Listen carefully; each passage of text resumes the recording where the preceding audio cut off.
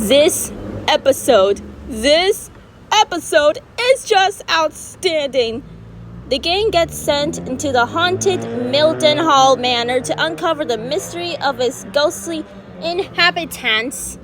And while they're there, Pomni and Kinger ends up in the scary door to retrieve Gangle's mask after Jax dickishly took it and threw it down into the scary door, while Jax, Gangle, and Ragatha are left on their own. And while that's going on, Zubul is in a forced therapy session by Kane because his narcissistic ass wonders why Zubul hates his stupid adventures. No surprise that this is my favorite episode of the Amazing Digital Circus ever.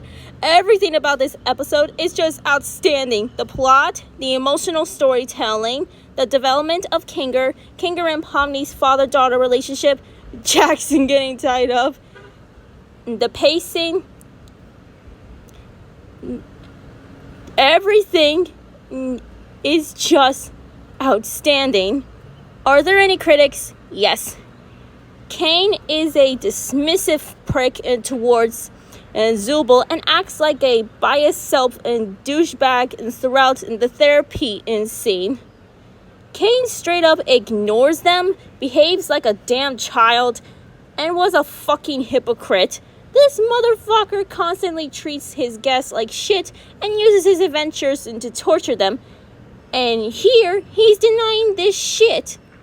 And he's obviously being dismissive towards Zubul and their feelings, and legit has the nerve to ask them what their problem was and pulls the victim card out of his ass. I do not use my adventures to torture my guests! Any torment I inflict is 100% accidental, like any good war criminal! Bullshit. We weren't even talking about that. I really couldn't give less of a crap about the adventures. Then what is your problem, Zubul? I'm trying my best to remember, but you and my brain won't tell me! Wow. What a fucking dick. Poor Zubul deserves better, and they have every right to be upset, and them hating Kane and his adventures are justified. They even vented on how they felt about their castmates. They see Ragatha as too nice to have a mean bone in her body. They hate Jax with a burning passion, like me. They see Kanger as insane, and they truly care about Gangle and Pomni. It goes to show that Zubul may be sarcastic and grouchy, but deep down, they are a sweetheart with a soft side. And Pomni thanking Ragatha for being concerned for her, along with apologizing to her for not showing her appreciation towards her, was also nice to see. The characters who I feel bad for in this episode are Pomni, Kinger, Gangle, Queenie, Kinger's wife who had abstracted, and Zubul. This is without a doubt the Amazing Digital Circus's best episode, and it deserves all the love it gets.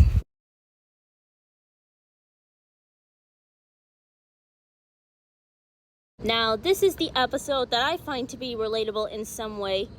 For this episode, the gang, except for Kinger, because as usual, Zubul doesn't want to go, which is understandable, but and Kinger offers to stay, and Zubul is against this at first, but Kane forced them to go anyways, because, you know, it's Kane, duh.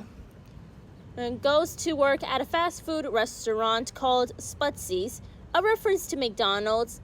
And since it was Gangle's suggestion, Kane allowed her to be Sputsy's shift manager, which Gangle accepts since she was a shift manager before she came to the circus.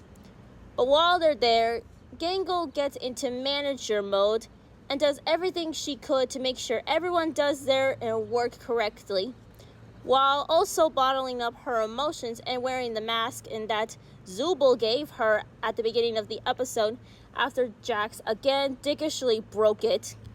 I know that there are a couple of fans that hate Gangle in this episode because of her torturing Jax and think that she's annoying, will be like, oh, Gangle is so mean-spirited. How could she do this to Jax? Now, in Gangle's defense, Jax was a bully towards her and breaks her mask all the damn time. And therefore, Gangle have every right to torture him. I don't feel bad for Jax at all in this episode.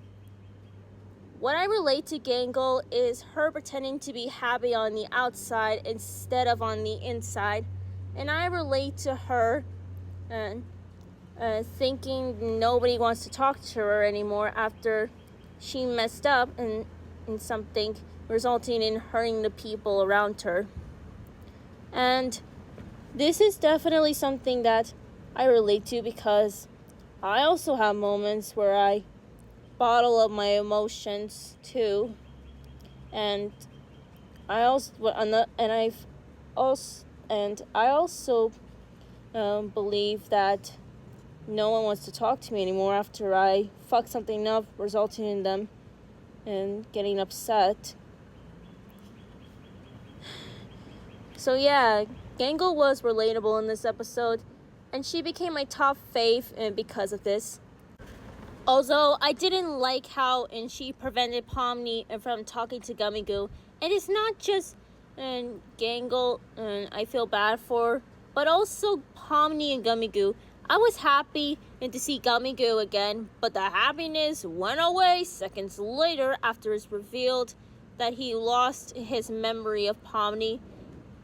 And it gets even more sad when Pomni tries to talk to him, only for it to go wrong.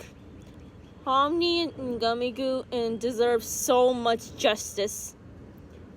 Okay, putting that aside, another thing I love about this episode is Pomni and Zooble. Those two are at their best in this episode.